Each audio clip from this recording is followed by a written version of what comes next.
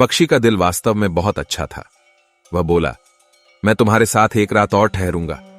उसने पूछा, क्या मैं उस यंग प्लेराइट के लिए दूसरी लाल मणि ले जाऊं? प्रिंस ने बताया, अफसोस, मेरे पास अब दूसरी लाल मणि नहीं है। मेरे पास अब मेरी आंखें बची हैं। ये रेयर सैफायर्स यानी दुर्लभ नीलम से बनी हैं, जिन्हें भारत से 1000 वर्ष पहले लाया गया था। उसने पक्षी को आदेश दिया कि एक आंख की नीलमणि निकाल लो और नाटककार को पहुंचा दो। वह इसे किसी ज्वेलर को बेच देगा और अपने लिए फायरवुड यानी ईंधन खरीद लेगा और अपना नाटक पूरा कर लेगा।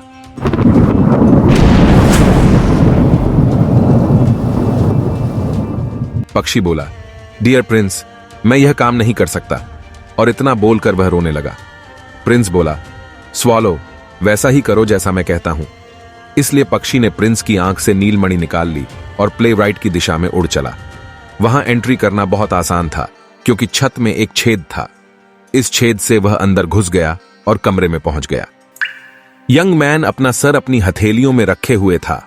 इस कारण उसे पक्षी के पंखों की फड़फड़ाहट सुनाई नहीं दी, और जब उसने नजर ऊपर उठाई तो मुरझाए फूलों पर उसे सुंदर नीलमणि रखी दिखाई दी। वह चीख कर बोला, लगता है लोग अब मेरी तारीफ करने लगे हैं। यह नीलम भी मेरे किसी प्रशंसक ने दिया होगा। अब मैं अपना नाटक पूरा कर सकता हूं। नाटककार अब काफी खुश दिखाई दे रहा था। अगले दिन पक्षी बंदरगाह पहुंच गया। बंदरगाह उस जगह को कहते हैं जहां बड़े बड़े पानी के जहाज खड़े होते हैं। वह एक बहुत बड़े जहाज के मास्ट के टॉप पर बैठ गया और सेलर्स यानी जो नाव चलाने वाले लोग होते हैं उन्हें काम करते हुए देखता रहा। वह जोर से चिल्लाया, मैं इजिप्ट जा रहा हूं। पर किसी ने उसकी बात पर ध्यान नहीं दिया, और जब चंद्रमा निकला तो वह हैप्पी प्रिंस के पास वापस पहुंच गया। पहुंचने के बाद वह हैप्पी प्रिंस से बोला, मैं अब तुमसे विदा लेने आया हूं।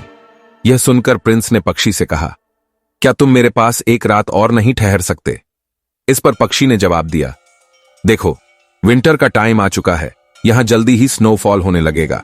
इजिप्ट में ग्रीन पाम ट्रीज हैं, वहां पर सूर्य की अच्छी गर्मी है, और मगरमच्छ वहां मिट्टी में पड़े रहते हैं और चारों ओर देखते रहते हैं।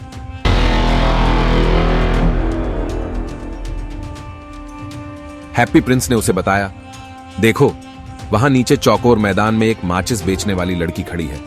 उसने अपनी सभी माचिस नाले में गिरा दी है और इसकी वजह से सारी माचिस खराब हो गई है। अगर वह लड़की कुछ पैसों के बिना ही घर लौट जाती है तो उसके पिता उसे पीटेंगे। वह लड़की रो रही है। उसके पैरों में न तो शूज हैं और ना ही सॉक्स, और उसके सर पर भी कोई कपड़ा नहीं पड़ा है जिससे वह अपने कानों को ढक सके और ठंड से अपना बचाव कर सके। मेरी दूसरी आंख खींच कर निकाल लो और उस लड़की को दे दो, फिर उसका पिता उसे नहीं पीटेगा। पक्षी बोला, ठीक है, मैं तुम्हारे पास एक रात और ठहरूंगा, पर मैं तुम्हारी आंख खींच कर नहीं निकाल सकता, क्योंकि अगर मैंने ऐसा किया तो तुम अंधे हो जाओगे। प्रिंस बोला, मेरे आदेश का पालन करो। यह सुनकर उस पक्षी ने प्रिंस की दूसरी आंख भी खींचकर निकाल ली और उसे लेकर उड़ चला। अगर यह वीडियो आपको अच्छी लगती है तो प्लीज इसे लाइक करें और हमारे चैनल को सब्सक्राइब कर लें। माचिस वाली लड़की के पास से होकर वह गुजरा और उसकी हथेली पर वह नीलमणि रख दी। छोटी लड़की बोली, यह कितना सुंदर शीशा है, और इतना कहकर वह लड़की हंसती हुई अपने घर की तरफ दौड़ चली। फिर वह पक्षी प्रिंस के पास वापस लौट आया और उसने प्रिंस से कहा, क्योंकि अब तुम देख नहीं सकते हो, इसलिए अब मैं हमेशा के लिए तुम्हारे ही पास रहूंगा।